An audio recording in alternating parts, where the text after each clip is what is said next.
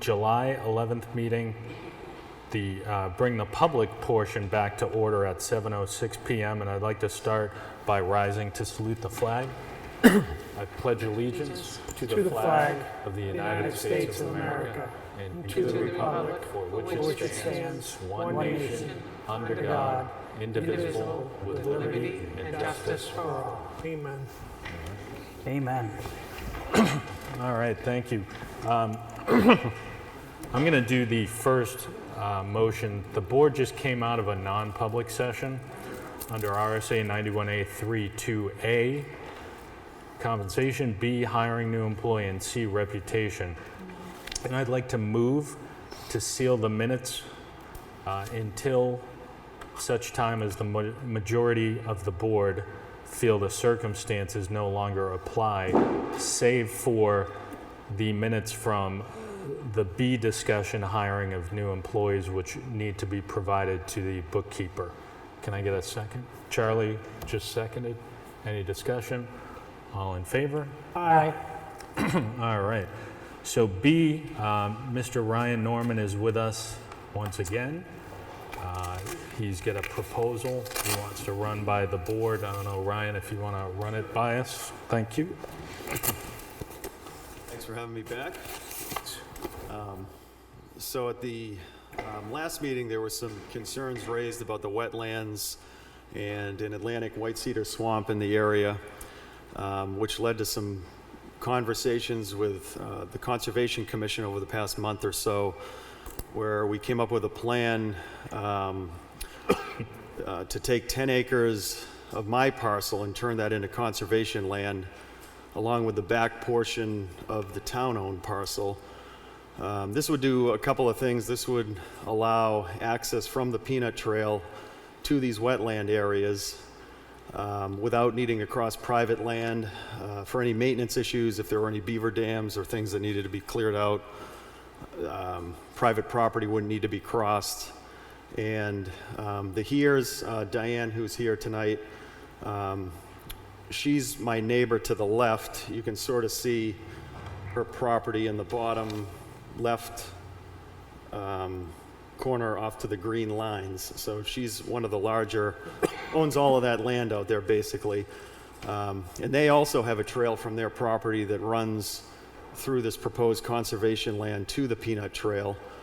And I'd also like to create an access easement for that trail because part of it would not be on this conservation land, and it would allow all future access from her property to the peanut trail. And you know, depending on what the Here's do in the future, they may decide to take their land and turn it into conservation land, and then there would be some good access all around this wetland and the Atlantic white cedar swamp. So I think it's a good proposal for conservation. If the board elects to sell the town-owned parcel, it's good for the taxpayers because this landlocked parcel can get back on the tax rolls and be a tax-producing asset for years to come. So I think something I should have said off the top is, just so people understand where we are with this right now, and somebody reminded me of today, is we as a town got this land as a result of tax deeding, correct? That was how we got it, Yes. tax deeding.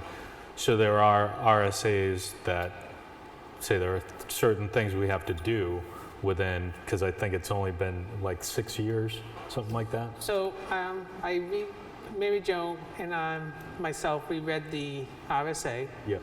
and it's 80, RSA 80, 89, and down at the bottom in the fine print, it says that after the 3 years, you can sell the land without any notifying the other property owner.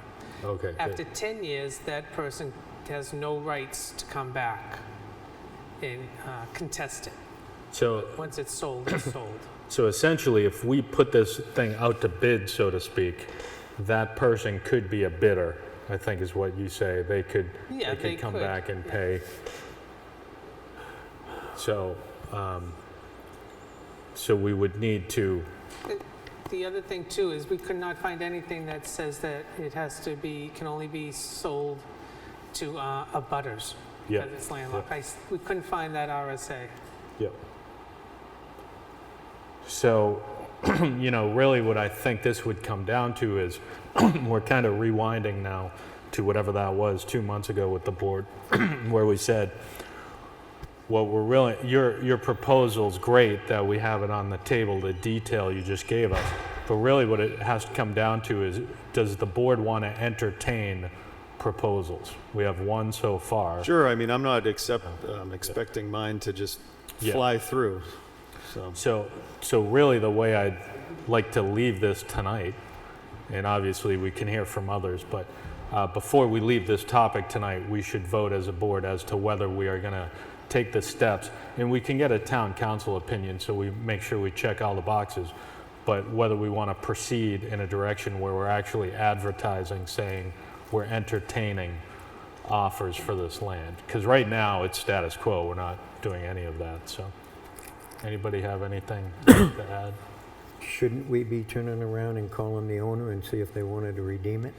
Well, that's why I say, let's get the town council's opinion. To me, it's just another proposal, you know what I mean? They could turn around, that owner could say, hey, I got your notice that it's on sale, and, here's, like you say, I want to redeem it. We could, look at that, but at the same time, we could also see what other people want to Matt? offer up. Yep. So this is what I was just referring to, what Charlie just asked.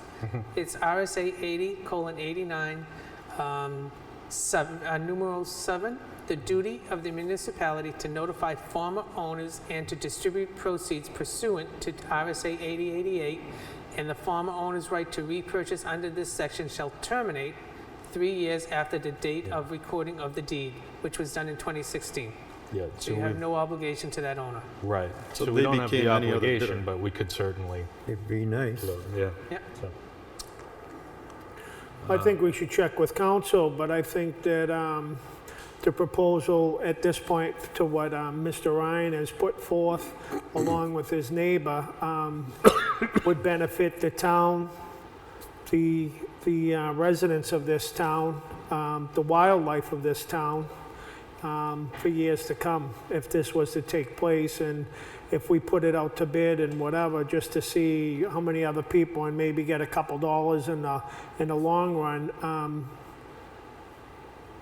could be detrimental to the proposal that's sitting in front of us. Yeah, and like I said, I'm not expecting this to go through with no money transferred, so I'm willing to compete with other offers. I think this is just a good plan in general for conservation, and if I do come to own the town-owned parcel, that little sliver off of the back and then the access to the wetland would be great for forever.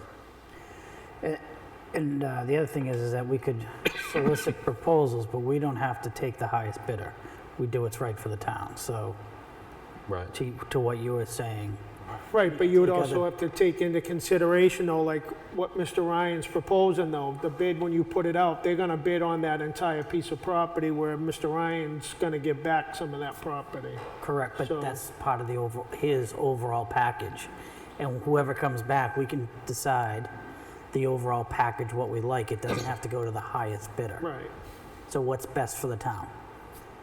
So I'm less worried about the process, because I think we've got a good proposal in front of us. And, okay, so anybody else want to be heard on this? So, Trish, it looks like you want to be heard? Yeah.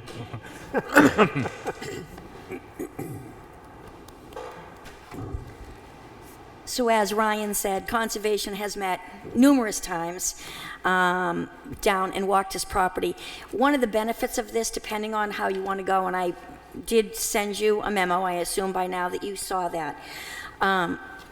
What makes his a little bit more exciting is that somebody else, should they buy this town-owned land, they're only going to buy that pink parcel that you see.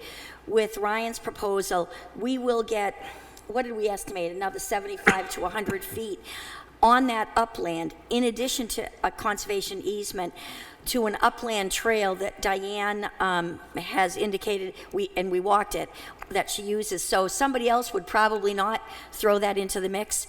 This gives us a huge, when I say us, Conservation Commission, a huge advantage into a habitat corridor that we're developing on each side of the peanut trail that would include this 10-plus acres, which would be conservation land. The beauty of it is, as conservation land, should we get this through Ryan, as opposed to if another bidder, that wouldn't be an option. It's allowing this habitat corridor to be developed. Foy property, the Hanson property, Nancy Martin's property, the Pinkerton Farm property, we're connecting the whole corridor on actually both sides of the peanut trail. So it's really huge, a huge plus for conservation, and it will allow us, Conservation Commission, to actually maintain the Atlantic White Cedar Swamp, not to lose it like we did to the one on the other side of the peanut trail. If we get this land, now we can maintain it using our conservation fund. If we need to do a pond level or a beaver retriever, whatever we need, we'd have access to it because it would be our land. Without that happening, we'd probably lose another Atlantic White Cedar Swamp, and they're very rare. Thank you. So before Trish leaves, Yes. so the conservation said they don't want this section here, correct? Right, the lower part on the right-hand side, it's kind of outlined in green. Originally, it's like, I think, 5 acres. Yeah, this whole area in We here. don't want that. It's part of the pipeline. It's already been abused. It's already been invaded with, whether it's bikers, walkers, dirt bikes, ATVs. So the habitat itself is not something we would want, and it's landlocked. So we would be back to the same thing that we're dealing with right now. We don't want a landlocked piece of land. And in talking with the Conservation Commission, it actually made more sense. I'm going to burn you in effigy a little bit. To let Ryan keep this as part of his parcel, and at least that also is part of the tax roll along with his other acreage, instead of making it conservation land that we can't even get to. So that's why we don't want that right-hand side. Okay? Thank you. Anybody else want to be heard tonight on this? So, like I said, excuse me, sorry. Like I said, I think this is a strong proposal, a win-win situation, for the town and the residents, as we've all talked about here. But I think we all know what we have to do next in order to even entertain any other proposals. So I'm going to make a motion, and we'll see if I get any support for this. And Diane, this is going to be a good one, so get ready. So I would move to take the necessary steps on the advice of town council to promote the sale of this town-owned land appropriately, and have the offers provided to the Board of Selectmen in a reasonable amount of time. Anybody want to second that? Second. I think Bob won that race. Does that make sense to everybody? Did I get Yeah. all the... Diane, sound good? Yeah, I think so. Yeah, she'll fix it in post, I guess is what they say. All right, no more discussion, all in favor? Aye. Aye. All right, so that was 4, so that's unanimous. So we thank you, Mr. Norman, for coming tonight. Thank you, Conservation, for your work on this. And what we'll do is we'll probably have more information to share later, but we just want to make sure we follow the right process as prescribed by the law, so. May I ask a question? Sure. So how would we be notified? So I think the next thing people are probably going to, everybody in town probably will see something on the website, is my theory. So you'll get a legal opinion, and then if it's all kosher with the RSA, it'll be offered for sale, and then I'll be able to submit an offer. Exactly. Look at other offers, and then you'll just make a decision and let whoever wins the bid You know. got it. Yeah, in a nutshell, I think that's what's going to happen. I think based on what Diane just read is we're going to put it out to everybody Okay. and not specific letters to, yeah. Okay, great.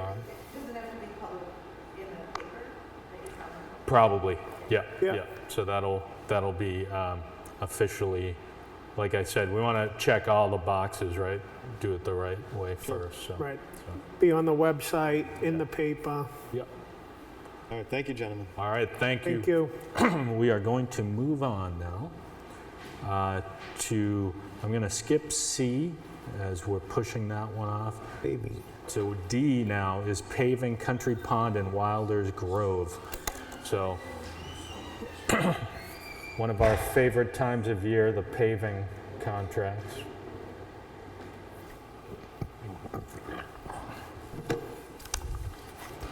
Good evening, Board. Mike Pavero, Road Agent. Good evening. Good evening, Mike. You go? There you go. I love it when there's interest in this stuff. Huh?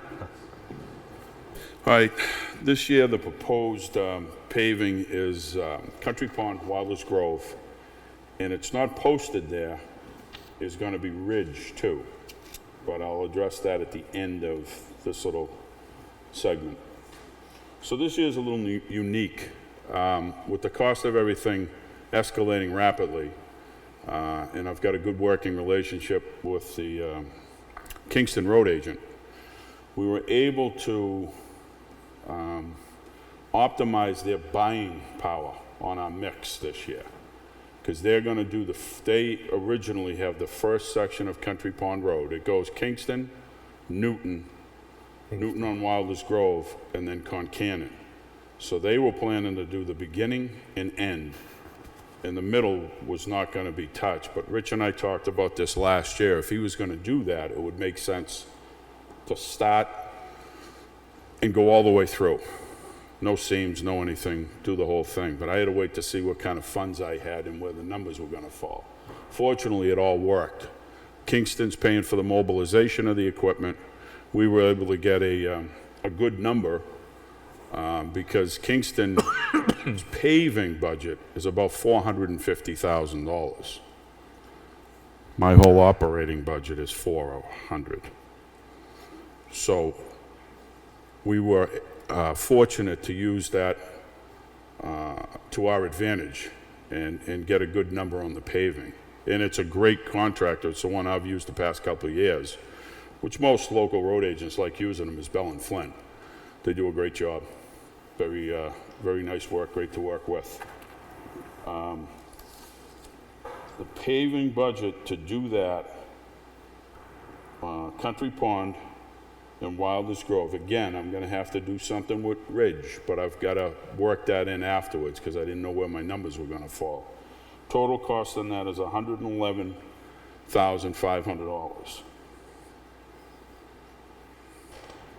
Which is significantly, like I said, Kingston did all the hard work on this, looking at quotes and bids and prices. I was just able to jump on board, and they were nice enough to let us do that to get the buying power. The funding we have for that is, my line item is $55,000 in paving. That's my paving budget in the budget. And we've got $81,000 in the highway block grant. So we'll use up as we do every year, we use the line item up, and then the difference will come out of the highway block grant. Mike, is that the edging? Is that the who? The edging on as well? You know how you do the gravel on the sides? Shoulders? Yeah, This is a shim and overlay. just shim and overlay. Yeah. Okay. Just wanted That's to know. all we can afford. Yeah. I mean, that's all, to be honest with you, that's all Kingston could afford to this year. Okay. But they ended up with about, I think Richie ended up with like 4,000 ton that he did throughout the whole town. All right. And this is, I assume you don't have any requisitions for us yet, right? Those are, because I didn't see anything in the folder. No, I mean, I got Bell and Flynn's. I'll give copies to Diane tomorrow. Yeah. You guys can review those. Okay. Any other questions? So you're basically just strategy talk tonight, right? That are we in favor No, of this strategy? this is, I want to move forward and get it done. Yeah, Okay, Yeah. all right. Yeah, there's no, I mean, the strategy was I jumped on with Kingston to Right. get their buying ability on that mix. Yeah. So, Sounds like a no-brainer to me. I think so. And it's one of the few times we're working in conjunction. The only other time, and it's really theirs is a dirt road, would be the end of Pond Street, where it goes into Webster. But their section's dirt, so we really don't have another road where we would share and then come in and out, back and forth. This is really the only one. Okay. Any other questions on this one?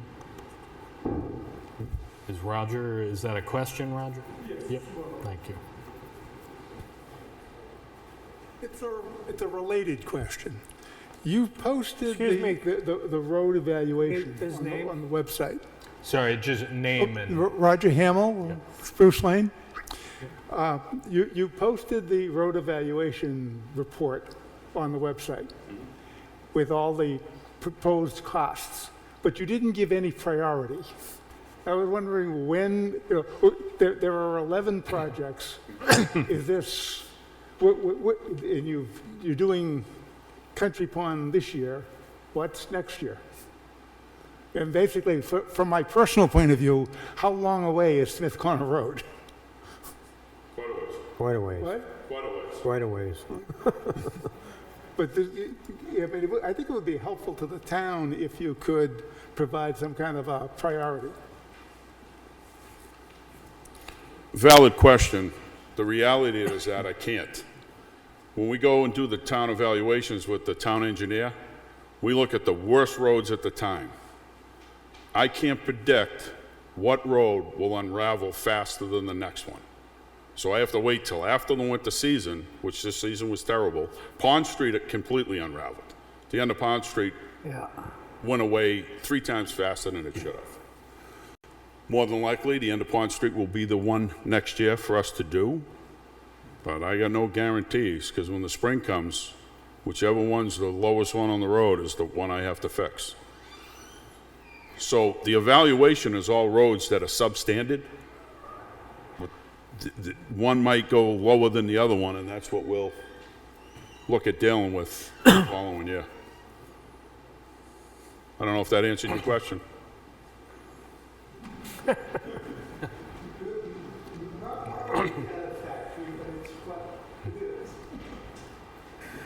Listen, to be quite honest with you, I don't have enough money. So I'm never going to catch up, and there's going to be what was the budget number on those roads that were posted? 2.1 million? For the list of roads to be fixed? Okay, and then there's a carryover from the evaluation from the years before. Yeah. So it's somewhere around 2 million, right? Yeah. Yeah. Round number. Yeah, 2 million, I get $55,000 a year. Math is pretty simple on that one. Anything else? it's a moving target, I think, is the, the simplest way to. Everything's a moving target here. Yeah, but especially this business, and it's typically, I always think to myself, having driven Heath Street all those years and, doing this, that's a good indicator of what, if that's how the street is, he's probably coming soon to do that street. But if you're not doing that, then it's probably going to be a ways away, unfortunately. If, like you said, if money was no object, different story. Would be a different story. So, all right, so next steps here, you said you have one quote. Are you expecting to get additional quotes? No, I'm jumping on Kingston's bidding power. Okay. I'm not going to So- beat it. I'm not going to beat their number.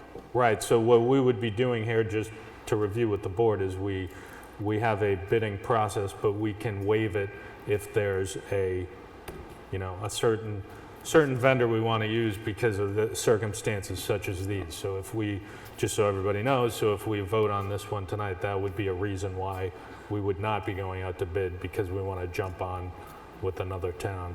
Yeah. So, Mike, by jumping on, how much do you think you saved?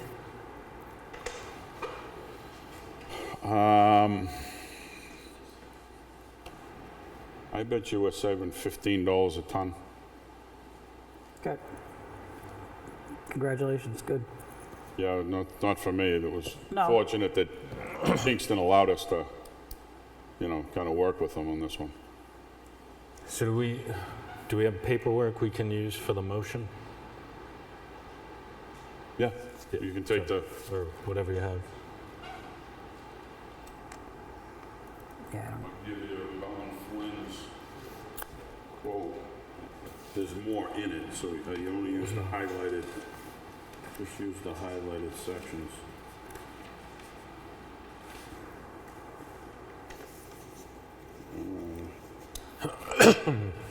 Right there. All right. Do you want to do the honors, Cheryl? That's what I was hoping to do at the bottom of it. Yeah, right. Not this century, maybe.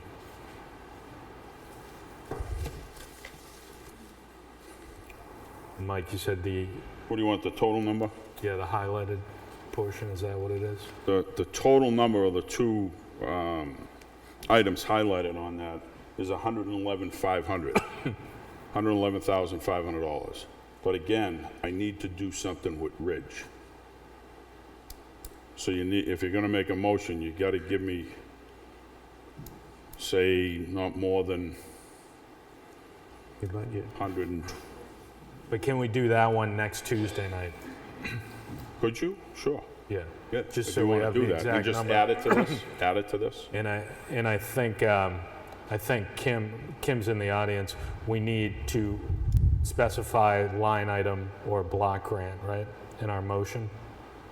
Right, Mike already said he was gonna take from the paving line item of his budget first, and then we'll go into the highway block. Do you want to put that in our motion? Yeah, that's fine. Is that, okay.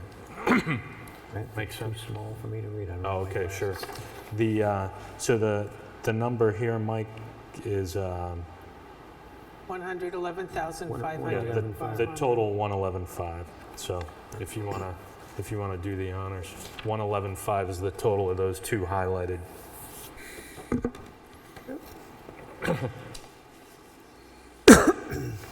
So I'll make a motion for Mr. Pavero to be granted $111,500 out of said two funds, his budget line, and then the block fund will As kick in necessary. after that. I'll second that. All right. That makes sense, Kim, for budgeting purposes? Any other language? Okay. Any discussion? All in favor? Aye.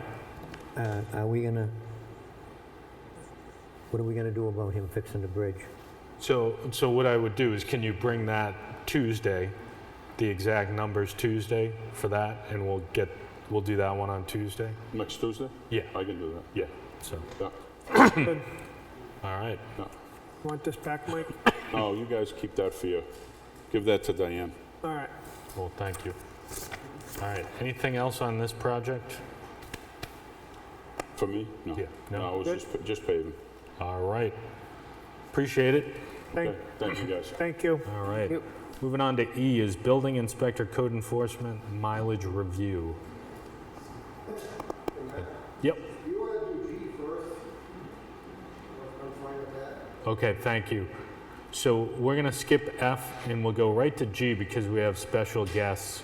So we have a presentation for electricity aggregate from the Rockingham Planning Commission. It looks like we have our guest speakers here, so we welcome them. And I don't know if you guys want to come up to the mic. We're on TV.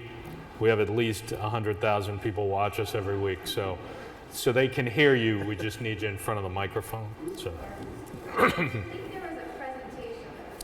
I think, Diane, you have that to call up? Yeah, I'm just working on trying to share it, so give me a minute. While she does that, I'll just give a brief introduction here. Perfect. My name is Jill Longval, and I'm a planner with the Rockingham Planning Commission. And I have with me tonight Mike Cloutier, who's our representative from Constellation. And our goal tonight is to talk to you about some pricing strategies for electricity supply aggregation in light of the current energy market. And I'm going to leave that up to Mike, but before we do that, I just wanted to give everybody a very brief history of the aggregation for people who are not involved from the beginning. We started this aggregation with the Rockingham Planning Commission 3 years ago, although we have a much longer history of doing municipal electricity supply aggregations.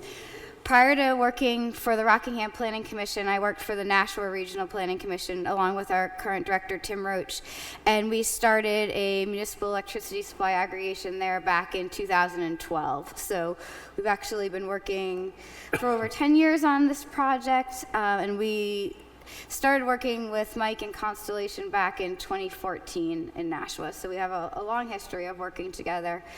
The members of the current Rockingham Planning Commission Electricity Supply Aggregation are the town of Stratham, obviously you, the town of Newton, the Plastow Library, the town of Kingston, the town of Hampton Falls, the Kingston Library, the Hampton Falls Library.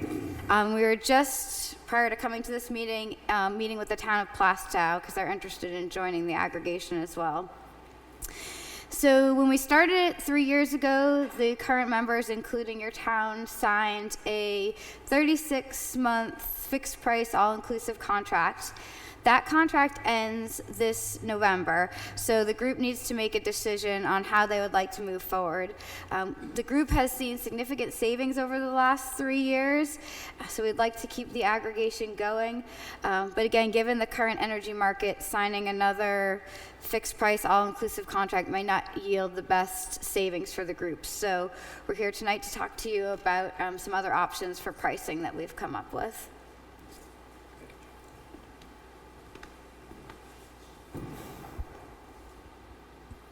Thank you. So I'm going to just go through a real quick update. I have a lot of slides. I'm not going to go through all the slides in detail. They're available to I think, everybody here, or can be made available if they're not, if they don't have them, because we could be here for much longer than probably everybody wants to be here.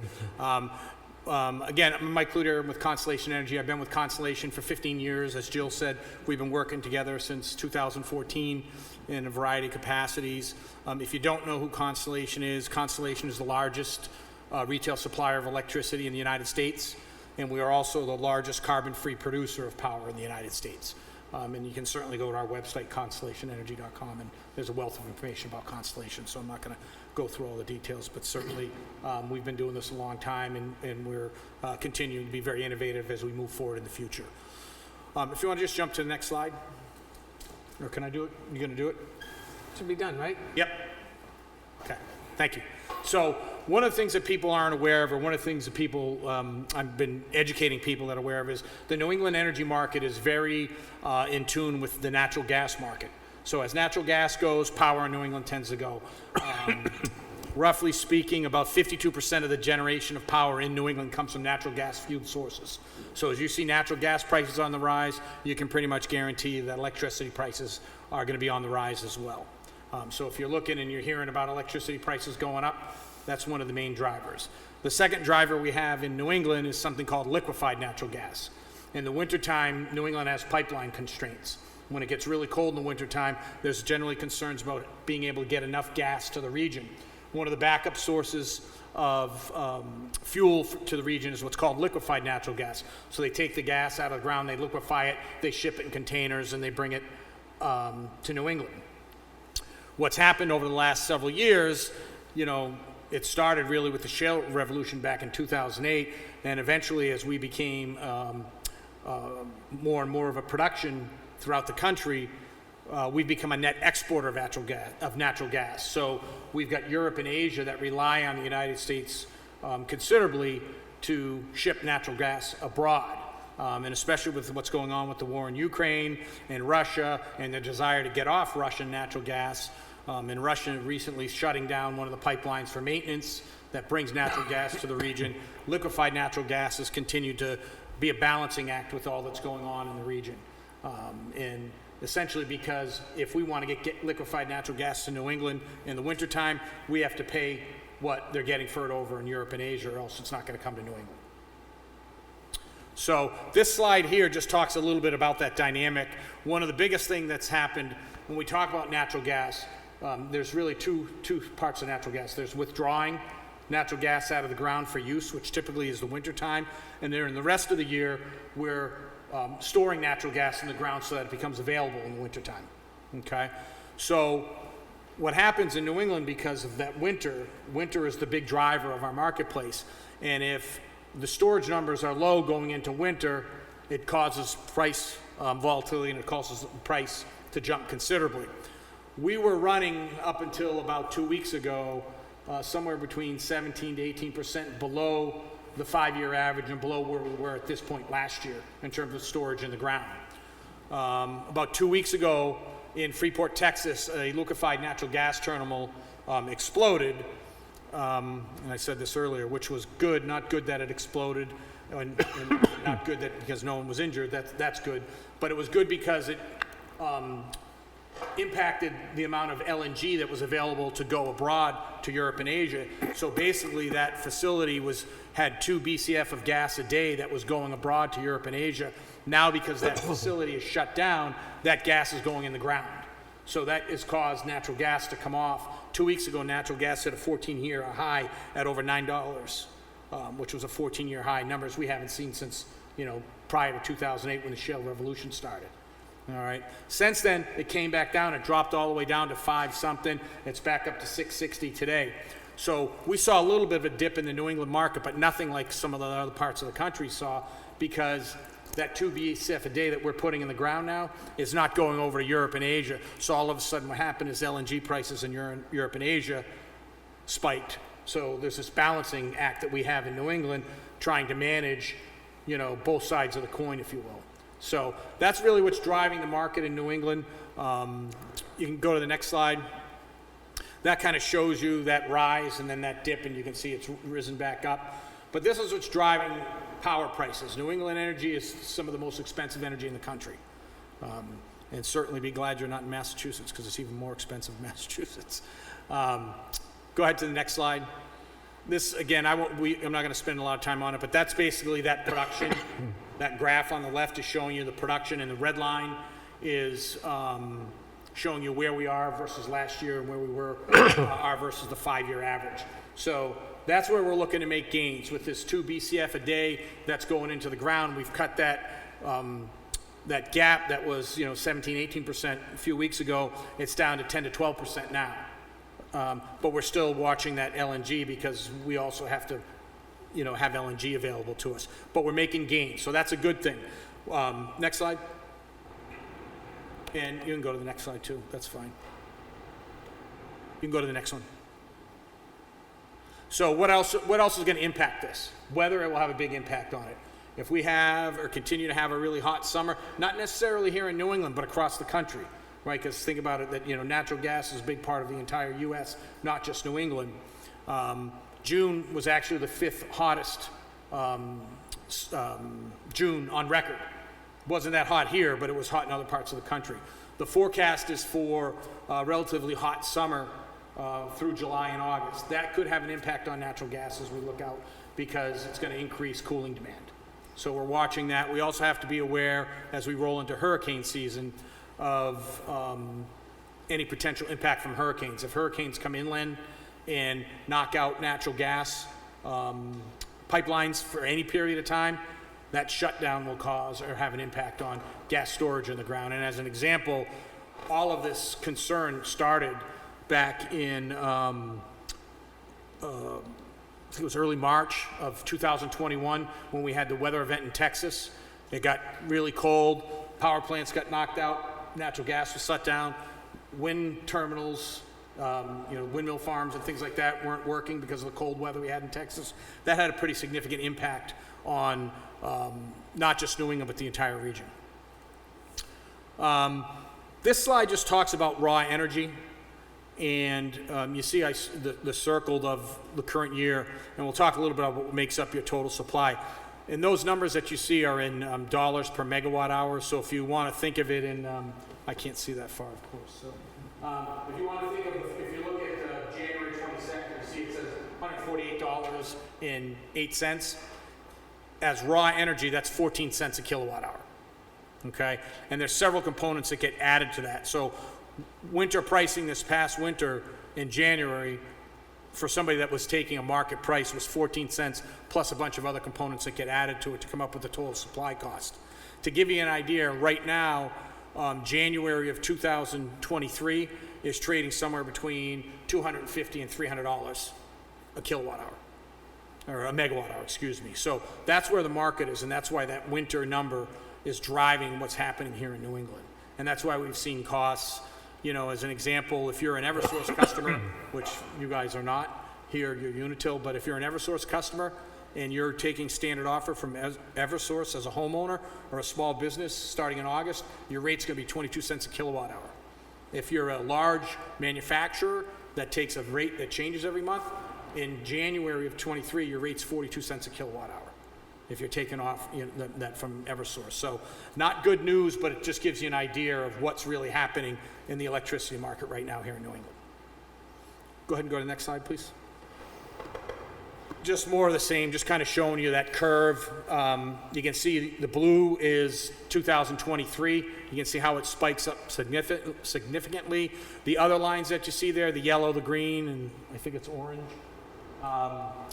are going up, but you can see they're not going up as significantly. And the reason I'm showing this is that there is some value in the market in the outer years that's not available in 2023. So part of the approach that we've been talking about with the aggregation is trying to leverage some of those outer years to bring down year one without fully having to commit to those outer years and leaving what's called an open position in those outer years that you can lock in at some future date, but now you're lowering your upfront costs in year one. And we'll get into that a little bit when we get into some of the pricing. If you want to go ahead and go to the next slide. So this is what I was talking about. All of these things that you see here on the bar chart there is what makes up your total supply cost. Whether you're a homeowner, whether you're a small business, whether you're a town, whether you're a manufacturer, all these components make up your total supply cost. The biggest component that you see there is that raw energy that I was speaking about earlier. But added to that is something called capacity. There's renewables, there's ancillaries, there's line losses, there's some winter fuel programs. All of this comes together, and that's what makes up your total supply cost. Now, keep in mind, that's completely separate from the distribution side of things, right? That's the Unitil piece, which is the gray on the bar chart on the left, right? And that chart shows you the backwardization that I was talking about, where you can see the current year, and then as we go out further, that graph drops off some, right? And that's because right now, the greatest impact is this coming winter. As we go out, there's winter impact, but it's not as significant, at least right now. Go ahead and go to the next slide. And this just kind of shows you what it looks like today versus what it looked like back in 2017. So when we looked out for 4 years in 2017, the market was pretty flat. You can see energy was almost completely flat. Now energy's become quite volatile, and the other components are now relatively flat. So there's been almost a complete reversal to where things were. And that's why the last contract we did, which was in 2019, you know, we did a 3-year contract because the market for 12, 24, 36 months was relatively similar. So we locked in for 3 years because that seemed like a good number to the group. A little bit different world we're living in today. Go ahead and go to the next slide, please. So one of the strategies that we've talked about is, and you'll see why when we look at, you know, what a 12-month fixed price looks like, is to break this down into a group where we say, okay, let's lock in all those non-energy components, which I've identified there as capacity, renewables, line losses. Lock those in for a period of time, okay? And then we're going to lock in energy that's going to get added to that to come up with your total supply costs, but we're going to lock it in rather than saying, okay, I'm going to lock 100% today for 3 months, or for 3 years. We're going to lock in the first year so that we can create some budget certainty for the group. And then we're going to lock in just a piece of the outer years so that we can lower year one without having committed 100% to year 2 and year 3 in what's right now a very high price market, with the expectation that perhaps production increases, perhaps the war in Russia or the war in Ukraine goes away and it ends amicably, which maybe may not happen, but perhaps there's policy change and production increases in the U.S. So there's a lot of unknowns right now within the global economy and the U.S. economy that are driving everything with regard to electricity and natural gas and other fuel sources. So if we go to the next slide, you can skip that one. People can read that. That's basically what I'm talking about. So we put together some price options. This is what we've been talking about. And you can see when you look at a 12-year fixed price, so when I looked at that fixed price, or 12-month fixed price, this morning that price was 16.8 cents a kilowatt hour, right? Much higher than the 7.36 that we did our last contract at. But that's where the current market is, and that's being driven largely by that 250 or 25 to 30 cent winter price that I was talking about earlier. That's driving the total market price. You can see as we go out further, here, 24, 36, 48, 60 months, that number goes down as we go further out, okay? So, and when you lock in this way, it's locked, it's fixed, you don't have to worry about it. That's the price, it's fixed for 3 years, or 4 years, or 5 years, or 12 months, 1 year, whatever it is. It's fixed, you don't worry about it, it's locked in, and you don't have to worry about it until the contract comes to an end, or at what point you want to start investigating again, or the group wants to investigate again. The second approach that you see there, which is labeled as layering energy over time, is what I was talking about, where instead of locking in 100% for 3 years, you lock in that non-energy piece, which in this example is basically 3.381 cents.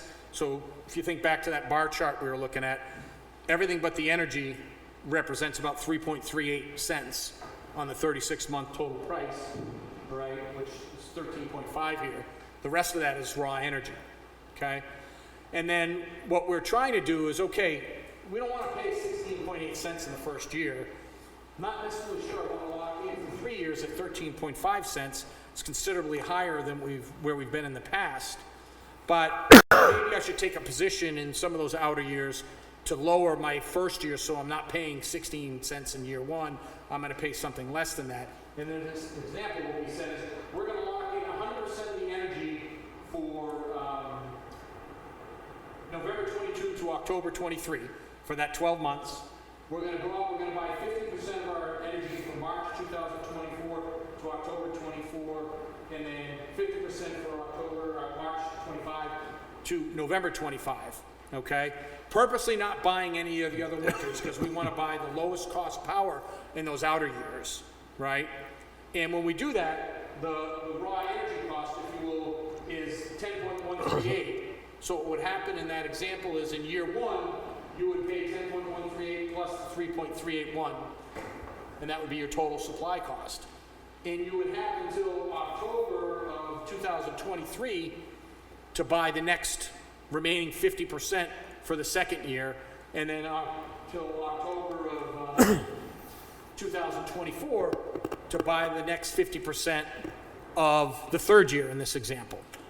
So you're taking that open position. So if we have a mild winter, the market comes off and the bottom falls out of the market, this is the question we had from Plastow, are we locked in? You're locked in year one. You're not locked in 100% in year two. You still have an open position in year two that you can fill at any point in time from, today through right up to October 2024. October 2023 for year two. So you're able to fill that in based on what the market does. And we set up a report that Jill and the folks at the Rockingham County Planning Commission get with parameters that say, hey, we don't want it to go above this, and if it goes down to this, we definitely want to know about it, and they get an email based on those parameters, in addition to the email they get once a week that says, hey, this is where the price is this week. Right? Yes? So I'm going to not speak for the board, but I have a feeling that you're probably talking over many people's heads. Right. Okay, so if anybody hears this, when you heard BCF, that's billion cubic feet, right? So you hear the injection going into the ground. We're missing 2 billion cubic feet going over shore, off the coast. That's because it's being put in the ground. The storage reports that he's talking about is because we're awfully low. We're well below a 5-year average. So that affects this. The other thing he hasn't mentioned yet which he may not be, is the current administration. I'm not here to talk about Democrats or Republicans or anything. What is the current administration's objectives when it comes to alternative energy? That's playing a piece into this pricing that's going on here. Everything else that he's talking about right now is hedging. So when you hear these terms, they're hedging terms. If you've never played the stock market, you don't hedge. These are all financial terms. So as you're looking at this, scratching your heads and wondering, this is all a layered approach into how you purchase energy. So I think what you're really doing is talking over many people's heads. Yep. If you want to wrap up, I do have some questions. Yep. And then, because I want the board to understand Yep. a few other things. Yep, and the point you made is 100% spot on. I liken it to sometimes like when you take this approach, it's kind of like your 401k, right? If you're putting money into your 401k, you put a little bit in every paycheck, right? You don't generally, most people, some people certainly probably do, wait for the market to dip and say, okay, I've got $20,000 I can put in my 401k this year. I wake up on March 3rd and I say, I'm going to put it all in today. Right? Generally, you're looking to buy a little bit over time till you get to the maximum amount you can put in. It's employing a similar strategy to purchasing your energy, which is spot on. Spot on. The only thing I'll add to that is you want to go to the next slide.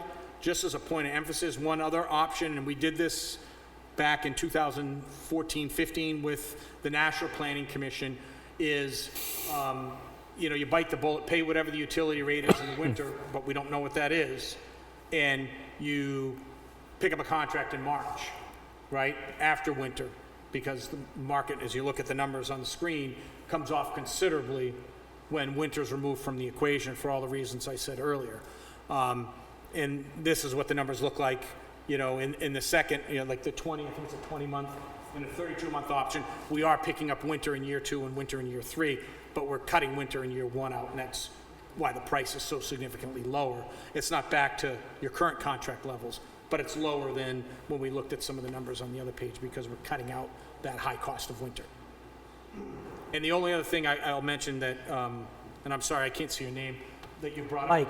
Mike. Selectman Conley. Was, he said not being political, and I agree with that, not being political. Policy change, that's what I was talking about. The current administration, when they took over, one of the first things they did was shut down the pipeline from Canada and reduce fracking on federal lands. So that cut production, right out of the gate, and that's had a pretty significant impact.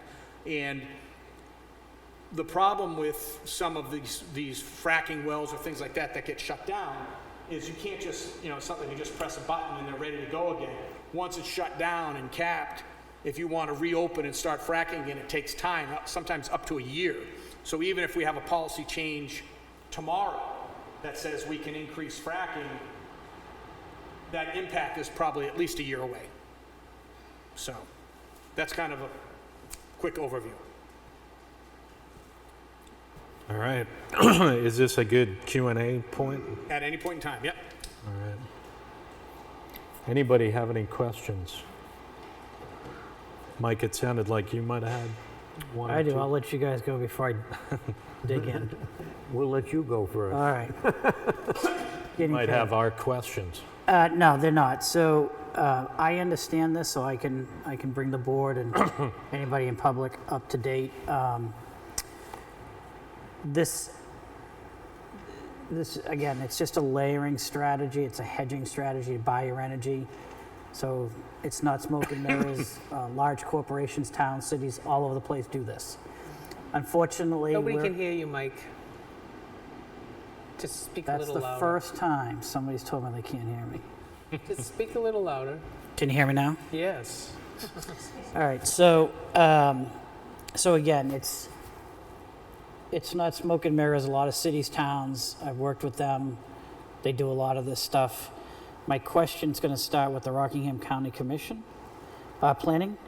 How did this relationship come about, and did you pick and weed through different suppliers to come to Constellation, or how did this relationship start? Sure. So with the Rockingham Planning Commission, As I mentioned, we started the aggregation 3 years ago, and at that point, we did go out to bid to all of the competitive suppliers that are registered with the New Hampshire Public Utilities Commission. Through that bid process, Constellation was selected. So that's how the relationship began. I will say that, again, we started a municipal aggregation like this in Nashua in 2012. In 2012, we had Hess as a supplier for 2012 and 2013. I don't know if anybody works for Hess. I would never use them again for their contracting, and they don't exist anyway. So it was a terrible company to try to work with. But we did a bid process every year starting in 2014. Constellation won that bid and continued to win the bid every year. If you look at the Public Utility Commission's website, you'll see all of the competitive suppliers that are listed there. There's quite a few. It's grown every year.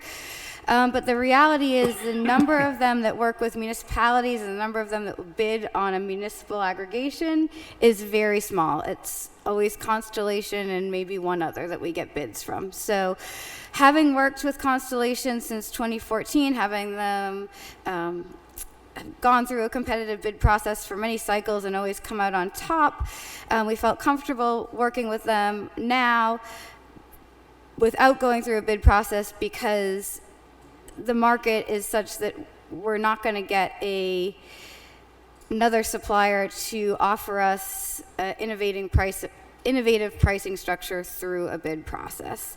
And as the numbers show, really doing it fixed price, all-inclusive contract is not going to get our members the pricing that they want. So we thought it was a good opportunity to work with Constellation to get some more unique pricing options. We've had this long history with them.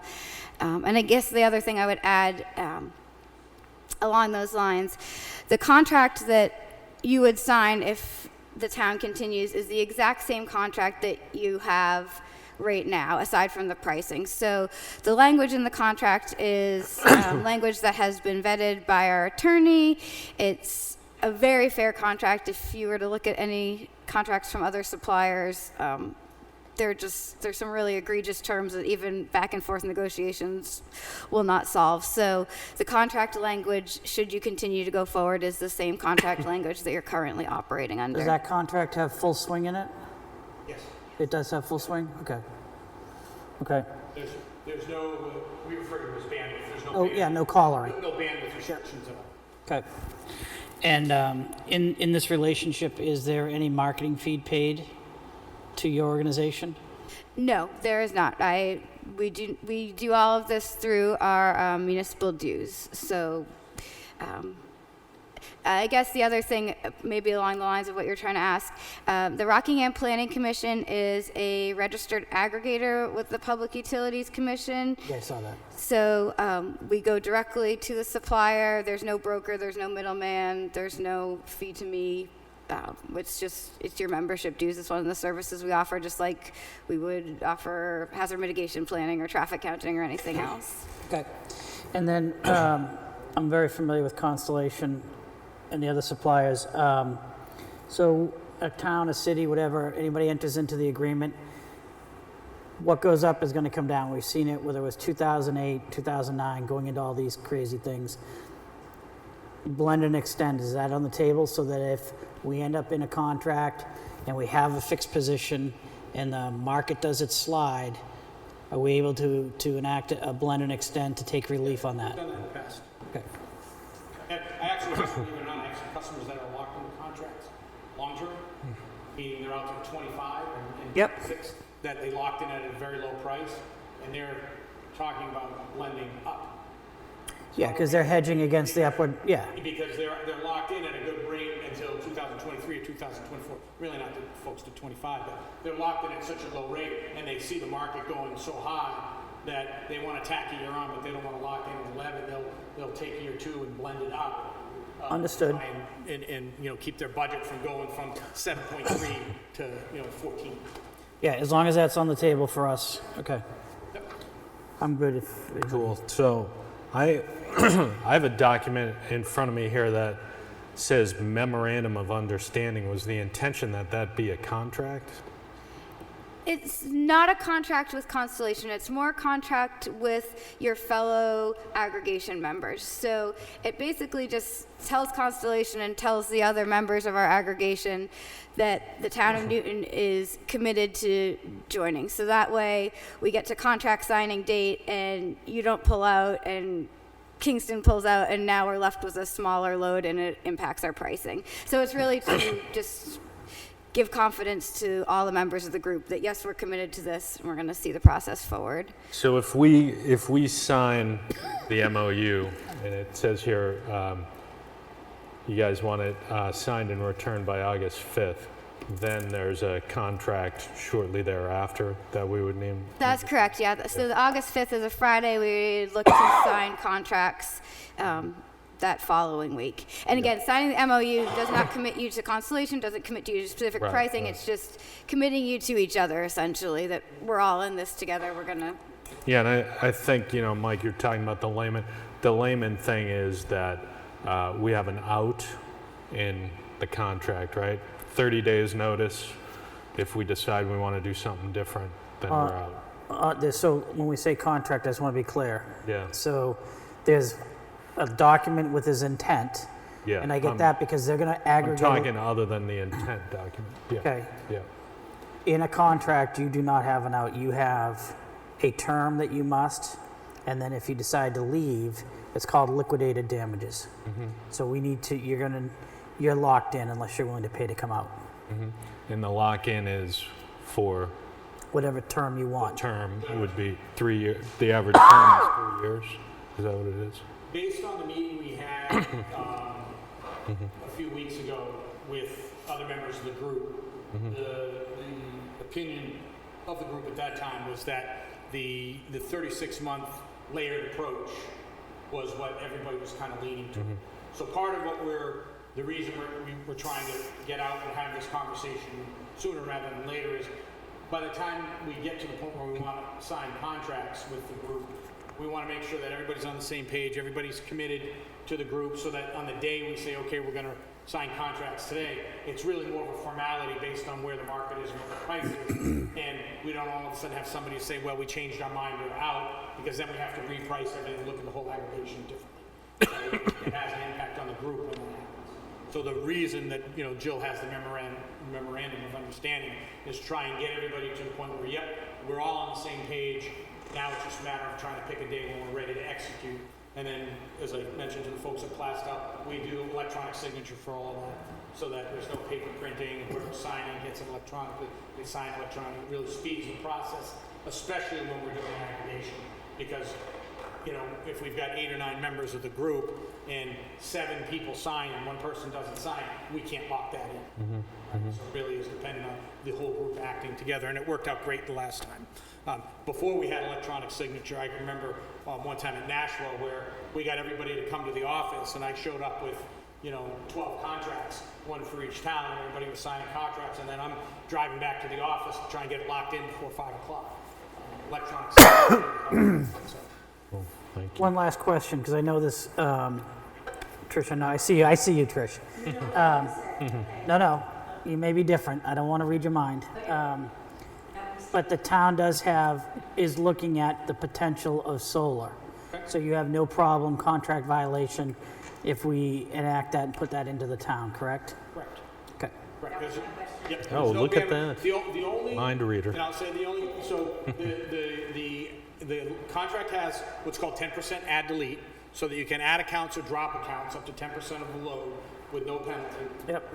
But as long as an account remains active during the term of the contract. Right, you just don't kill the counts. That's exactly Right. right. As long as the account remains active, whether it was using 1,000 kilowatt hours and now it only uses 2 kilowatt hours, that risk is on Constellation. There's not a problem. The only thing that we do ask with regard to solar installations is to open a line of communication so that we know if you're going to have solar, when it's going to be going live, what the impact is, so that we can schedule your load accordingly with ISO New England. That's all. Yeah. All right. Any other questions from anybody? What was the consensus of Plastow? You met with them tonight? They are discussing it further and voting at their next meeting, which I believe is the 25th. So I know that the Kingston Board of Selectmen met 2 weeks ago and they voted to sign the MOU.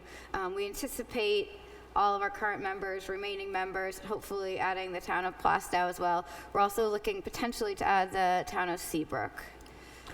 So you're kind of doing a nice transition for us here, because to me that's how we should leave this tonight, is one way or the other. Is if we sign the MOU, we're basically just opening up further negotiations, is the way I look at it.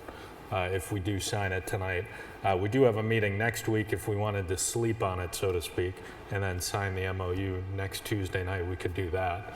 Sure, and again, signing the MOU just commits you to each other. So you sign the MOU, but it doesn't commit us to a particular price or a particular pricing structure. It's just we're going to move together as a group and see what happens. So that's basically, I think, what it comes down to for us tonight is we need to decide which of those two options, or neither we could do, but I don't think we want to do neither.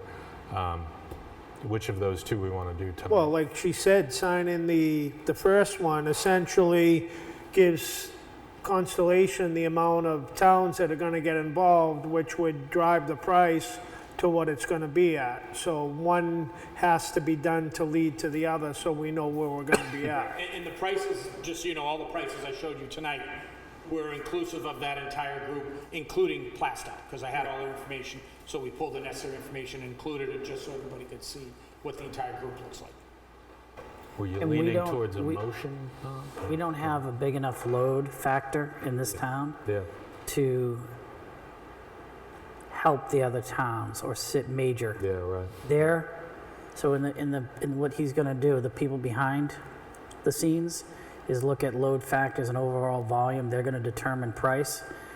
Your load factor has a huge. We're not offsetting somebody else. They're pretty much offsetting us. Correct. So it's I would say that that's correct. yeah. So we're not helping ourselves by going solo. Is what I'm trying to tell you. Yep.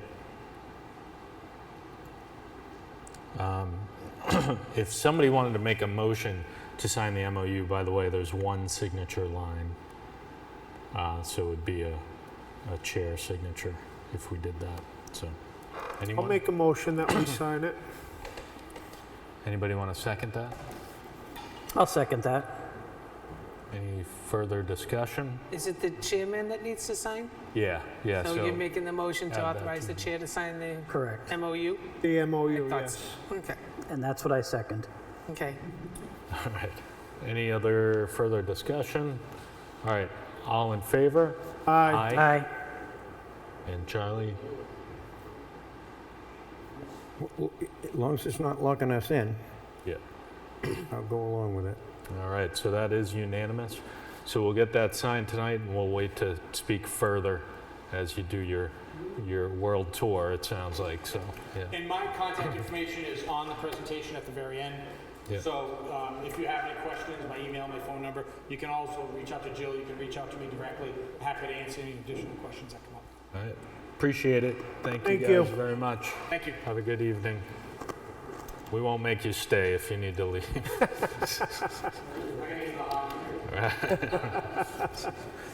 All right, so I think, Bob, that brings you up. Have a good night. Thanks for coming. Thank you. Good evening. Believe you guys have the spreadsheet that I did? Yep. Okay. I don't know if you have any questions about the spreadsheet, pricing and totals? So the gist of this is, on the one hand, we could pay you per mile, we could come up with a stipend per mile, but you're proposing using a town car instead. Correct. And one of the reasons is, I didn't think about it, and I could tell you a couple stories, but I'm not going to. But using my personal vehicle, I've been doing it now a few months. Everybody knows my truck already, and hopefully I haven't aggravated anybody. Because I know the former building inspector said that a certain few people, when he drove by, they knew his vehicle, ran out and flipped him off. My wife and kids drive my truck. I really don't want them getting flipped off by people that might be mad at me. And the other issue is, if I have driving my own vehicle, any damage to my vehicle, the town doesn't reimburse me for. So if I end up with a flat tire from a nail or somebody's knife or something, I got to pay for my own repairs. And having a town vehicle is cheaper than driving my personal truck. Now, the town vehicle already is in existence, right? Right, the town vehicle's in existence. It would cost roughly $300 to have it re-lettered. That's all it would cost the town. Okay. So what's the current condition of the vehicle? Age, mileage? The chief can give you The that. chief can have that information.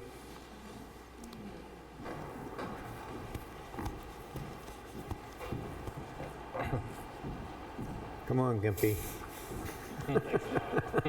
Evening. I believe it's in '06. It was a hand-me-down from Newton PD. It was the, I was going to say the K-9 officer, but it's not the Detail, K-9. detail car. Detail cruiser and animal control car.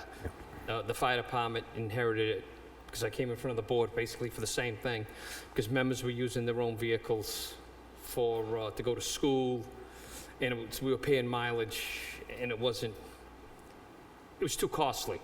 So I believe it's in '06, '07, about 250,000 miles. It has been maintained at 2 of the local garages in town. For the fire department, it's non-reliable if you want to flip on the red lights and step on it to an emergency. I personally wouldn't be driving it up to Concord or up to Maine like they've been doing it. But to use around town for what Bob's doing, non-emergency, it's perfect. We just put a new set of tires on it. It's in the fleet. It has its regular oil change and maintenance. Like I said, with between 1 and 2 of the local garages in town, we take it, rotate it back and forth. The only thing on it, to the best of my knowledge, that does not work, and it didn't work back then, is the gas gauge. And that's about it. Everything else works. If you try to use it like the fire department does or the police department does and step on it to get up and go, it might not get up and go if you're responding to an emergency. That's the only reason we were thinking about taking it out, moving the Tahoe to that position, and getting another Tahoe. So if this becomes a building department car, where would we store it? At his house. I- At your house, right? Yeah, I would think it'd be parked at my house, because it's gonna be code enforcement also. Right. I mean, Other options than at your house? Why not just store it out back? Out back here? Yeah, could do that. I'll come back up, and I know I'll probably get yelled at for this. You know, the only problem, again, putting it somewhere out back where there's nobody around, flat tires, windows, because the vehicle's not being used to go out and give people candy. It's going out to tell people to clean up their yards, fix this, fix that. You know, they got to come up to code. So, me personally, I wouldn't park it in a dark spot somewhere. Speaking for myself, I have no problem. It's up to the board, because it's your building. It's lived probably on 8 Merrimack Road since the day it was purchased from Chief Streeter. There's empty spots up there. If you want to toss it up there, it's got cameras, it's lit. He just has to drive up there for him to get it. But that's, again, up to the That's board. what I was thinking, but. Any other questions? That was gonna be my suggestion, to park it up there. I guess in a general sense, I'd like to try it. My fear with things like this is the car has 250,000 miles on it, and we do it for like 2 months, and now we need a new car. Something happens and we need a new car. It's not like we're purchasing a car right now, so that is fine. I also would want to keep track of not just the fuel burn, but, you know, per mile our maintenance costs, as you would with a fleet vehicle, like if you had a business. Hopefully we're only doing like one oil change a year and maybe a couple of things on it. So we already have the car, so to me it's low impact to try this versus, you know, reimbursing or whatever. But what's the rest of the board think? I got no problem with it. Well, I did look into it. The car, online, it says the car gets about 18 miles per gallon. It's going to do about 2,600 miles a year. So, you know, $70 a year for an oil change. It's going to average about 144 gallons of fuel a year. So it's, even with the tires, 2,600 miles a year, the tires are going to last quite a long time. They'll drive up before they It makes, Yeah, wear out. one would makes help. the department more professional. Well, yeah, there's That's that the part big of it. part right Yeah, there. Yeah. When he drives to somebody's house, everybody knows building code enforcement. Yeah, yeah. That's I mean, why with I'm me in dri- favor of it. Excuse me. With driving around, because I did the spreadsheet for the last meeting, you got that, the amount of money that it brought in. The main person that paid all the fines, I was surprised. Thursday night, brought in 3 permits. So I guess he's tired of me chasing him and him getting fines. So it is working with somebody going around, calling him on these without pulling permits. Anybody else on this subject? Anybody want to make a motion? I'll make the Get out motion. of my head. I think we might have do we have a proposed motion? I think we do. No, because that just, I didn't know about that one, so Okay, sorry. that's okay. I think if somebody were to make a motion, they might have I'll it make a sound- motion Okay. that we allow Bob to use the used vehicle, Building department. code enforcement, and his other duties as a trial basis, and we'll see how it works out. Anybody want a second? Second. I will, the discussion part of that, Charlie just said it, we should change Bob to the building department. Building department, code enforcement, And, right. and I would put a date on that trial period. I don't know if we want to say 90 days, 90 days Do is 6 like months, nothing. Yeah, 6 months see maybe. if it lasts that long. Yeah. And just for Wanna discussion, revisit this in the January? lettering, are we voting on, is it in the budget, the lettering, can we, I have plenty of money in my revolving fund. Yeah, okay, that's all I ask. Now that you're, I might have Here we go. went over your heads. With all due respect, we're still using this vehicle. The intent was if we replace this vehicle, Too late, you're walking. well, it doesn't make a difference to me. The current 2011 Tahoe that was purchased, it's paid for, it's been paid for, was to go to replace this vehicle, and we were gonna come in front of the board for a new lease to replace that vehicle. Okay, it all, which is, the funds are in the budget, it's in there. If the board denies the lease, then we need to keep this car. And Bob knows that. We've already discussed this. Okay, 'cause like I said, they are still using this vehicle. They're not using it to go to school. They're Yep. using my Tahoe, which you know the on-duty officers are using my Tahoe, so when they do that, I lose my car. I don't say my car, forgive me. The chief loses his command vehicle, because it's not my car, it's your car. And we're still running the Crown Vic with fingers crossed to medicals and to fires. Okay? So we're still using, if that vehicle goes, we need to replace that vehicle. Yeah. Okay, I can have a proposal, like I sent the email. I have a proposal. I thought when this whole thing started, when we talked to the New Hampshire dealer and the Massachusetts dealer, which is state bids, we were told, good luck, have a good day, 6 to 12 months. Massachusetts has a vehicle. A black one. It's black. It's the only thing, nobody's got red. 6 months to a year if you want another vehicle. So I can have a proposal to the Board of Selectmen by tomorrow morning for you guys to review. So let me get this straight. Go So if we vote in favor of using this vehicle, we need to get another vehicle to backfill this vehicle, and we wouldn't have that vehicle for 6 months to a year. So we would not have this vehicle The only thing use the only thing for 6 months to a year. correct. The only thing would be is if the board votes that no matter what, it goes to building, I don't trade that vehicle in.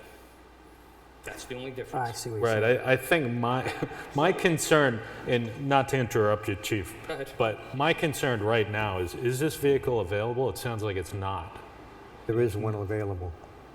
No, I mean, it Oh, no, sounds, no. it sounds, There is a let's new put the vehicle fire available. department, This Crown Okay. Vic is not available until the other one comes in the door. yeah, so it's not available, is really what it comes Correct. down to. I thought, So this is a So non-starter. we shouldn't even be entertaining Exactly. this It's a idea. non-starter, It's- yeah, okay.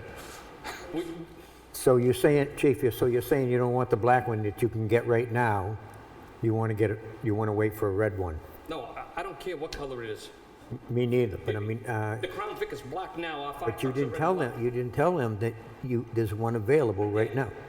Yeah, There he is ju- one he just available. said I'll there was, I'll yeah. turn in a proposal to the Board of Selectmen Yeah, tomorrow yeah. for one.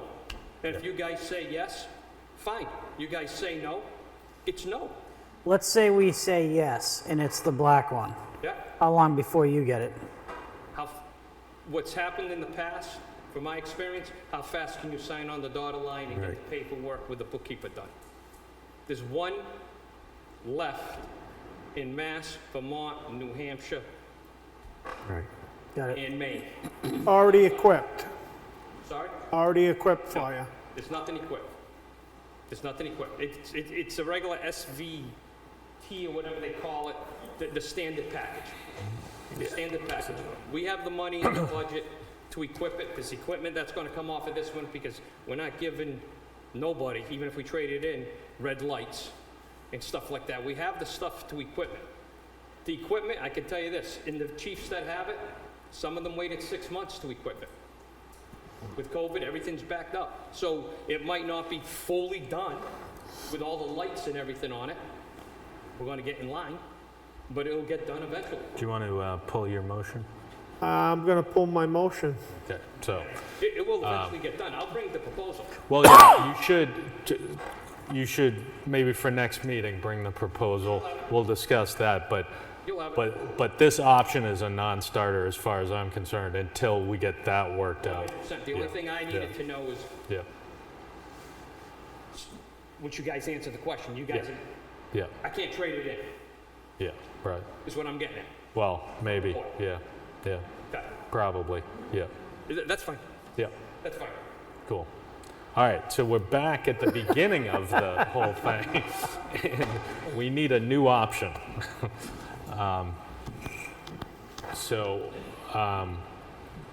Really, where I see this right now is we need to come up with a increase to the stipend just to cover fuel for his personal vehicle, I think is what it comes down to.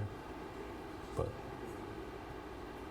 Yeah, I think that's where we're at until we can sort this other Yep. issue out. and there is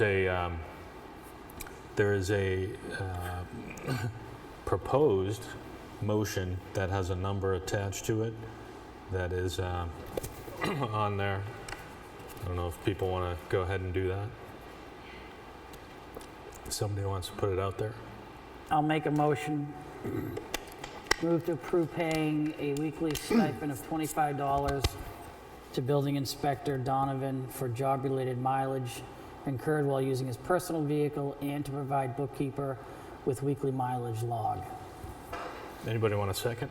I'll second. Second, the only thing I would add is an effective date, and Kim's still here, because we had Kim stop at 90 days, right? Yes, it would be effective June 19th. So effective June 19th. Effective June 19th. Yeah, I think that's what I said, right? yeah. Okay. And you're still a second? Yep. Any discussion? Well, the only other option I have is if this doesn't come to light, Yeah. is there is enough money in my revolving fund that we can buy a used inexpensive vehicle for the building department. I mean, the revolving fund right now has $76,000 in it. Yeah. So if this doesn't work out, then I think we can afford a small, inexpensive vehicle. Yeah, small, inexpensive vehicles worry me. It always seems to come back to haunt us, but if there was a vehicle available, I'm more warm to the idea, you know? But any other thoughts on that? All right, all in favor? Aye. So that's 4 ayes, so that's unanimous, so thank you very much. Okay. And we will move ahead. Okay. ARPA EOC update. This is what everybody turns their TVs on for every night. Okay, I'll make this quick. Thanks. Maybe. Okay. So, as you know, but I like to repeat it for people in TV land. So the ARPA committee is Selectman Melvin, Chief Jewett, Chief Algadino, Joe Simone, Peter Gagnon, Jack Kozak, myself, and Larry Foote, however, he's on paid leave. Just to remind you, so the town of Newton is only one of many municipalities in New Hampshire that faces economic, social, and public health related obstacles since the beginning of COVID. The Recovery Act fund provides us, town governments, at a time when we're dealing with a loss in revenue, which is why we actually got this grant for $515,000. The American Rescue Plan Act funding is playing a crucial role to help us maintain vital public services that Newton residents have come to rely on, while also contributing to infrastructure improvements that are necessary to support a strong and resilient local economy for years to come. The beauty of this is it's not coming from the taxpayers' money. That's the wonderful thing about this grant. So we're allowed to do things if it falls into the criteria, which is quite strict. The U.S. Treasury is not easy, but it allows us to get things, whether it's services or products, without it impacting our taxes. So our committee, I'm just going to do bullet points here. At your next meeting, which I understand is next week, you will have a complete list. The ARPA committee approved the stipends that are going to be allowed by ARPA, and it's going to police, fire, basically the public safety, and highway. We've also met with the solar company, as Mike, thank you, reminded these people that were up here a short time ago. And we can collect enough electricity. We're waiting for what they say it will cost to put the panels on. There was one other document they asked me for, which I just whispered to Kim. So as soon as I get that to them, we'll have more information. Our medical needs, we're gearing up for things that we absolutely couldn't afford at the fire station. IV pumps, AEDs for not only police and fire, all the town buildings, the town beach. Not sure if Granny Park has one in their shed. Do you know, Matt? I don't know offhand. Okay. Yeah. I know there's like 20 of them we're ordering. As soon as I get that total for you, you'll get that, but it is a company that we need to work with so our pads and everything is uniform and what do I want to say, Chief? It's interchangeable with what we already have. So I'll get you that next Tuesday. We've also spoken to a camera security company, and they're coming to our next meeting. And this camera security company is absolutely amazing. It can zoom right in. It can get license plates. Let's say something happened at the transfer station or we had an altercation like we did up at the safety complex. We could zoom right in and see a license plate. And these cameras would be, Chief Jewett said we can have a monitoring room, which could be at the police station with all the little, thumbnails, if you will, but large enough for them to see. And it would be all the town buildings, Granny Park, Town Beach, the Peanut Trail, and Bush Farm. So this will be huge. This would be something that we could never buy if we didn't have this grant. We're also looking into an additional cardiac monitor. We've only got one, and if it ends up going with Trinity because of a call, that means we have none in town until we get it back, which could be quickly, or it could be an hour, maybe. I don't know if it's as long as a day, but it puts us in a very uncomfortable situation, if you will. We're still discussing, I'm trying to hurry, that repeater that's going to give us clear communication with police, fire. Today we actually talked about the guidelines and who uses it, how we're going to handle what happens when we get that, but we did decide that it's needed for clarity purposes. We're working on a generator for the transfer station, some of us actually, including Charlie, are meeting another company at the transfer station tomorrow, and we want to see what it would take, what size generator to run the transfer station and a packer, or maybe even two, you know, who knows, we'll think for the future, maybe we're gonna grow. We also, the committee voted in favor of paying, and it should be maybe in your manifest if you have one, and if you don't, then you'll get it next week, to pay for the following invoices from the ARPA funds. Fast signs is $1,385. These were the signs we used at the Bush Farm for the cleanup day. We have another cleanup day we've scheduled for August 10th. We had a lot of damage from ATVs, dirt bikes, not only vegetation, but endangered species. And the ARPA funds are allowed to use for any damage to parks and conservation lands. So we're looking for you to approve that on your manifest. Again, if it's not here tonight, then it would be next week.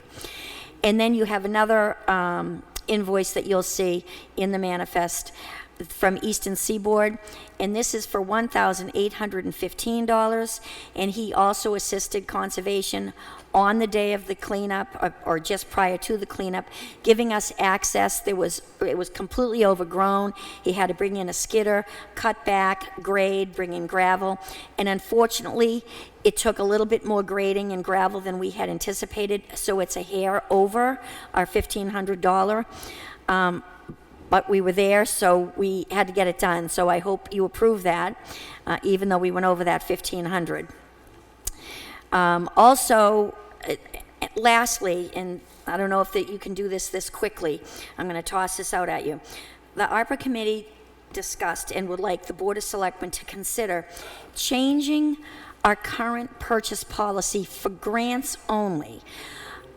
So instead of requiring a sealed bid for any product or service over $5,000, we'd like to request to raise that to $20,000, only for grants, because this money is not coming from taxpayers, it's coming from the grant, and it gives us a quicker turnaround time when we have a process that we've got to deal with, instead of sealed bids, which adds time on, which unfortunately time is money.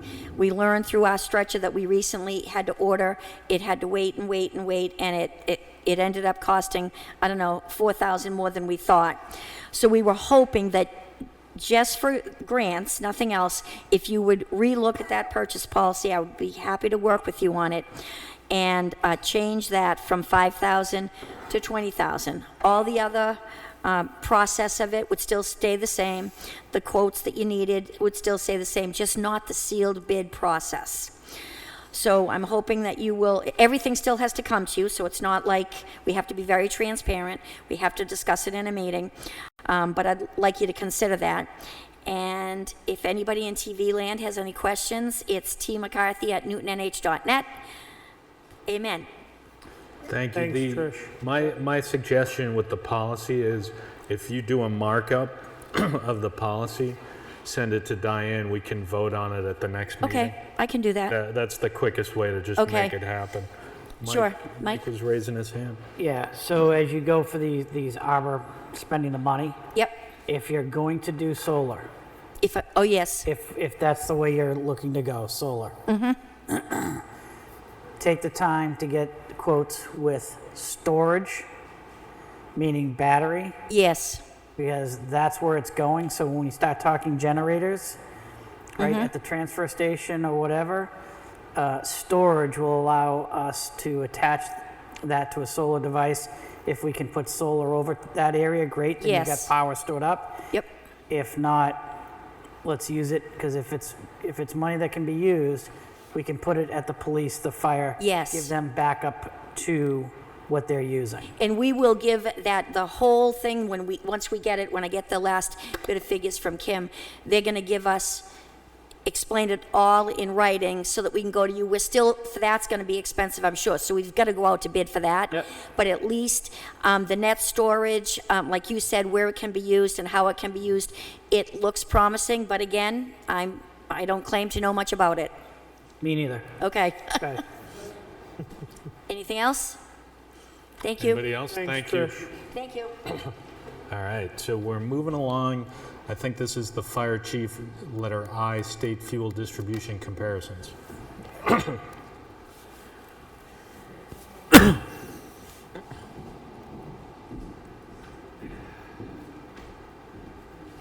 Good evening, Board. Thank you Good for evening. allowing me to be here.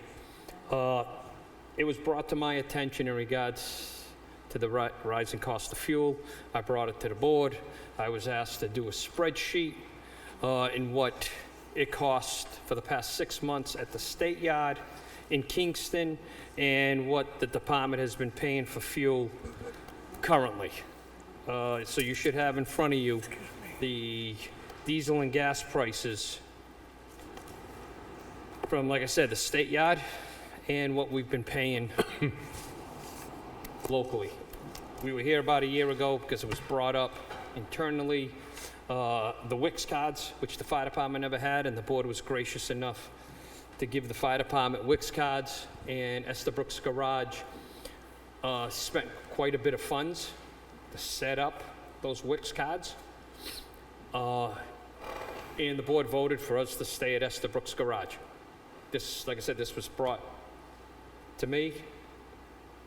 It started with the surrounding chiefs bringing it up that they all unfortunately have to leave the facilities that they have been dedicated to go to Kingston State Yard because those are fixed prices. So I did what I was told to do. It's in front of the board for what the board wants to do. I will do whatever the board votes on. I will fuel up, gas up, wherever the board. I think the way, and I'm just the one vote, but this isn't anything earth-shattering. At the end of the day, you're responsible for your own budget, and you should manage it the way you see fit. We do, and I'm not the first one to ever utter this in this room. Since the beginning of time, I'm sure people have said, if it's possible to keep the money in town, we should keep the money in town. However, there are times when it's not cost effective to do so, and that's right now in the country, right? Like the fuel prices are ridiculous, and the state has this ability to lock in a price. So, I mean, I would just leave it there that if whatever you think you need to do to meet your budget, you should be able to do, but we should also remember that value is not always measured in dollars and cents, but an extreme difference in price like this can't be ignored. But that's the prices as we sit here today, and that could change at the beginning of next year, right? But anybody else have anything? I could be off though, Mr. Chair. Yeah. We might have to go back to see what the vote was last year. Yeah. Because the board voted last year that the fire department shall go to Estabrooks Garage. We might have said that, but I think what I'm saying is I think with that, and I'm not going to sit here and try to remember what we voted on last year, but the idea I think still is let's do what's right, let's do what makes sense, and what you're showing us now, I think it's clear what makes sense. So, anybody else have anything? Because it has to, if we do, correct me, Diane, if we do decide to go to the state yard, the board has to vote anyways, because they have to sign the contract with the state like they did with Wix. Right. So the board has to take a vote on it, because I cannot sign, the Yeah, board voted a long time ago. I think so, but I'm still saying, anybody else have anything else to add to the conversation? No, I think what was said, I mean, I don't feel that I'm here to micromanage your thing. And, I mean, that goes with, and I'll bring this fact up, that I was told that at the end of the year, that there's usually a freeze put on all the department heads about micromanaging money. Oh. And when that comes up this year, my regard to that is the same thing that I'm saying right now. I'm not sitting here to micromanage people in their departments. That they put in monies to be used for their departments, and that money should be spent and not be taken away from them. And that you need to use it wisely in order to do what you need to do, so that we don't end up in the circumstances like we are now, trying to, pardon the pun, put out all these fires. So I strongly suggest you do what you need to do. I appreciate the fact that you came to us, and I feel as though that this is the best way to go. Can the board take a vote then, Yep. to have the chairman sign the contract? I'll make a motion that we sign the agreement to fuel at the state And fuel it's- yard. And it's not, it won't be permanent in case something changes. Yep. You make a motion to, Authorize the chairman? To authorize fueling at the give state. him the option. Do we have to go every time? Right. No. This To is, give the this is option, the whole yes. thing. This, you're not committed. It's Right. not. You can go there and buy the gas if you need to. Right. That's all I want, your decision. all. Okay. Yeah, we're kind of like joining the program. Right. We didn't just buy 1,000 gallons of fuel. Right. So we need a motion to that effect that, I make the Authorize the motion To authorize the to chair. authorize the chief to The purchase, chairman, Chairman. the chairman, chairman, Yes. oh, sorry, the chairman to sign the federal distribution application. I that mean, too. state, not federal, state, federal State, distribution Yes, application. that. Okay, got it. Thank you. All right, anybody want a second? I'll second that. Second. Discussion? Any further discussion? Anybody else up here have anything else to say? Well, I got something to say. Go ahead. I'm going to step down from this because I'm his competitor. And I Okay. don't think it's right for me to vote on that. All right, makes sense. Anybody else? All right, call for a vote. All in favor? Aye. So 3 with 1 abstain. So, thank you. It'll get signed tonight before we leave, so. Was it Charlie, you abstained? Yep. Yeah, but it's not a no, it's an abstain. I can't hear you. Oh, it's not a no, it's an abstain Okay, because of conflict. okay. All right, so we're on to J, police cruiser vehicle lease application. So that is just your application to apply for a lease. You're not signing a lease, you're just applying to see if you qualify for a lease. Hopefully we do. And I think the intent is, and I keep picking on Kim because I can see her, but the intent is to use the revolving fund for He this, has right? money in his budget to He has pay for money in Oh, that. he's going to budget, use the yeah. budget? He's in his budget. I talked to him about this. All righty. If And the that's my application 10,000. is approved. If the application is approved. If it's approved, Right. yeah. This is just the application, so. I'll make a motion to sign the application for a new lease for the police I department. think it's just the selectman, I mean, the chairman again. Just the chair, I He's believe. just gonna sign. Just the chair So to that the chair sign. can sign. So the chair can sign. Anybody want to second I'll that? second it. Charlie's second. Any other discussion? All in favor? Aye. All right. We had an RFP, I think most people know. Do you have something? I forgot something. Okay. I'm sorry, part of my report. During this week, I will be emailing Diane, I know, sorry. The ARPA committee approved the stipend that's going to be allowed for public safety, police, fire, And I have the list of the full-timers, part-timers. We're using the same guidelines from the Governor's Office of Recovery Funds. And I'll give you that list because I won't say the names next week, but I want you to see it ahead of time and who's getting what. The fire department is based on a percentage of the amount of calls that they take and what they're certified in, whether it's firefighter, EMT, whatever. So you'll see that whole list, and we can talk about it next week, except I won't say names. I'm going to give Diane the names, and Kim will have the names. I just wanted you to know that. Sounds good. Thank you. All right, so we had an RFP out there for the police station feasibility proposals. So we've had, looks like 2 responses, Diane. That's it, So yes. This is the exciting part of the job that we get to do. We get to open the envelopes. And what I would suggest is just that we read who it's from. And then Diane's going to make a little spreadsheet for us, correct? That we can vote on next time. Is that the plan? Until we see what it is, we don't know if it's apples to apples or what. And that's the problem we always have with these things, is the apples to apples. So.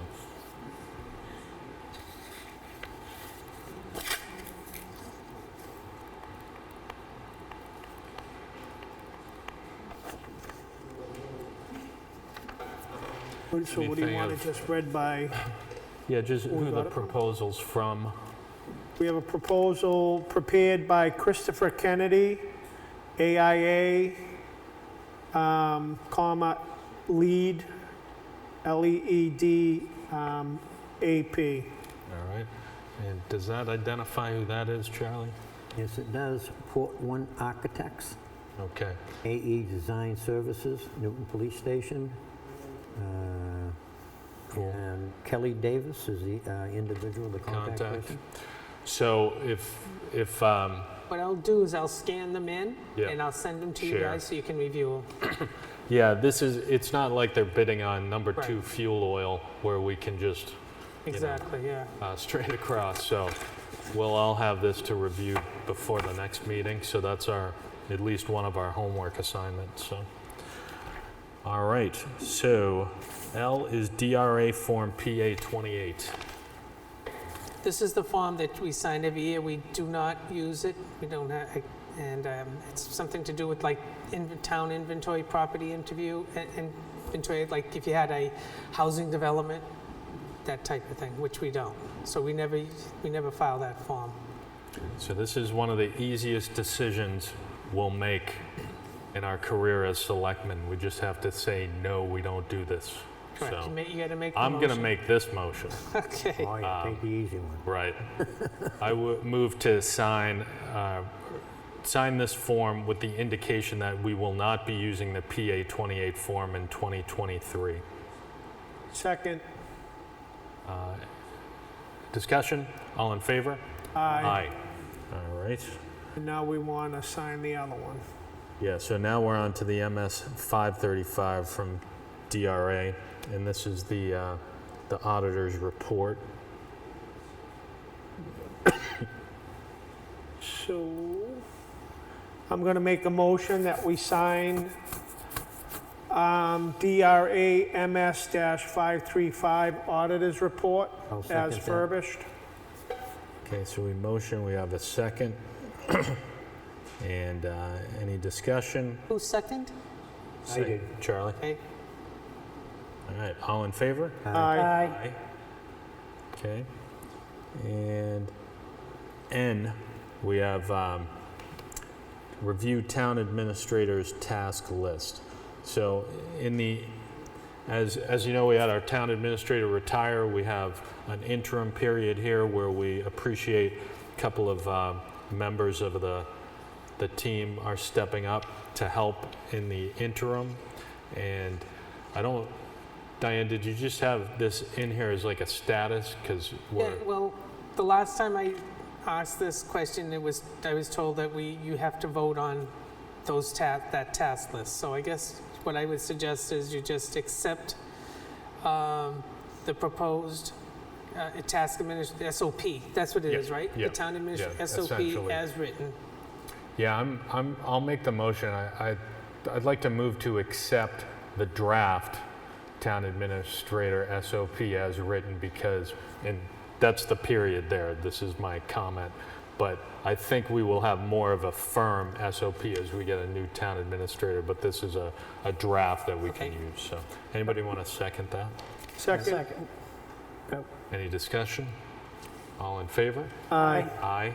And I'll use this opportunity to give an update for those who are interested. As I think many people know, MRI is kind of being our HR in this case, Municipal Resource Incorporated. So they've narrowed down a list of candidates to 3 individuals. Those 3 individuals will be set up for interviews. They've been contacted. We're setting them up for interviews next week in front of a panel. And this will be an initial screening panel. And the Board of Selectmen will then take whatever reports come from that panel and consider those. But I think as we sit here tonight, the Board of Selectmen will probably interview the same 3 candidates. I'm not so sure there's going to be a down select from 3 unless somebody, all of a sudden finds out they have to work at night or something and takes their, hopefully they know already.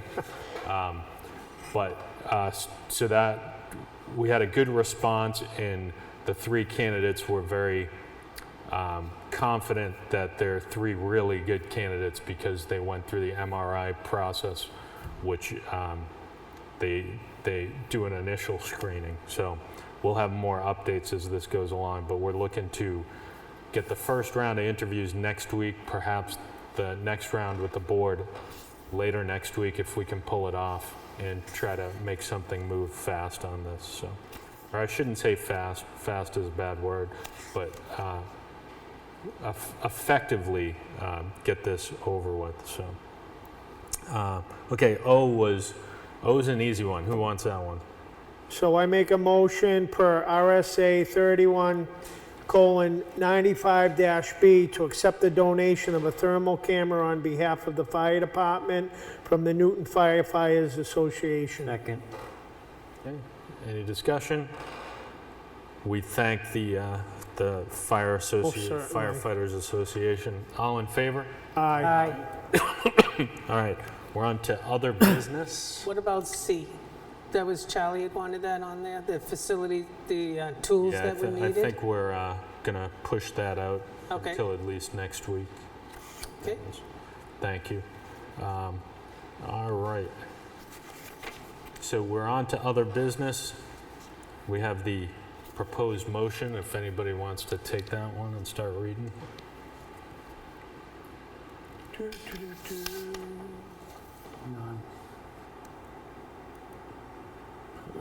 Where are we? Proposed Gonna- motions. I'll do the first one. I'm going to move to sign vendor manifest dated July 5th, 2022 in the amount of $1,394,704.53, of which $1,348,227 goes towards the Sanborn Regional School District payment and $1,800 in ARPA costs for cleaning and sanitizing town buildings. Second. Seconded by Charlie. All in favor? Aye. Somebody want to do the next Make a one? motion to sign cable revolving fund dated July 5th, 2022, in the amount of $5,895.77. Somebody want a second? Second. Seconded by Mike. All in favor? Aye. I make a motion to sign payroll manifest for pay period June 19th through July 2nd, 2022, with a pay date of July 7th, 2022. The total payroll is $88,299.45, which includes $909.02 of the ARPA administrative costs. You got a second on that? I'll second that. All right. All in favor? Aye. I make a motion to sign requisition 1047 FD for 2 portable radios from the Ossipee Mountain Electronic in the amount of $10,118.96 per state bid. Funds to come from the Fire Department 2022 budget, 50% from each line item 4220312 and 4220303. I'll second that for discussion, only because of the fact that you said 1047 FD is 1048 FD. That's this next one down. There's two of them. Yeah, there's There's another two one coming up. requisitions. Oh, Yep. okay. Yep. All right, any other? Still second it. Okay, any other discussion? All in favor? Aye. All right. You want to do the next one, Bob? Yeah, I move to sign requisition 1048 FD for a mobile gear rack from Fire Tech and Safety of New England in the amount of $2,922. Funds to come from the Fire Department 2022 budget, line item 4220303. Second. Seconded by Charlie. Any discussion? Aye. All in favor? Aye. Aye. And I make a motion to accept the non-public and public meeting minutes dated June 21st, 2022 as written. Move to accept the public Oh, hearing one at a- minutes. Hold on, we needed a that's the second. next one, yeah. Second. Okay. seconded by Mike. Any discussion? Okay, all in favor? Aye. And then I That make was a, unanimous, by the way. yeah. Make a motion to accept the public hearing minutes dated June 21st, 2022 as written. Second. Seconded by Mike. Any discussion? All in favor? Aye. Aye. Trish, did you have something? I just have a point of order on the manifest that you just read for the fire department for 2,000, blah, blah, blah. That was a state bid, and we thought maybe it should be in the minutes so that people don't wonder why we didn't comment where it was over the purchase policy. So it was a state bid. Well, which one was over the purchase policy? Second one. No, the second one's not over the purchase policy, though. Over the 1,500. Right, but the sealed bid is 5,000. Yeah. Yeah.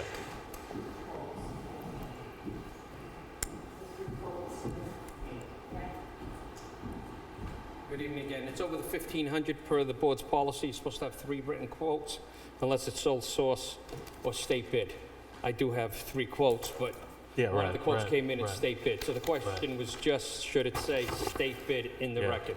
We can certainly put that in there. Offline, I'm confused about Which one are exactly you the talking policy. about? So for the rack gear was a state bid? Yes, it should say on the quote. Okay, so Yeah, the so we rack can bid just needs- add it.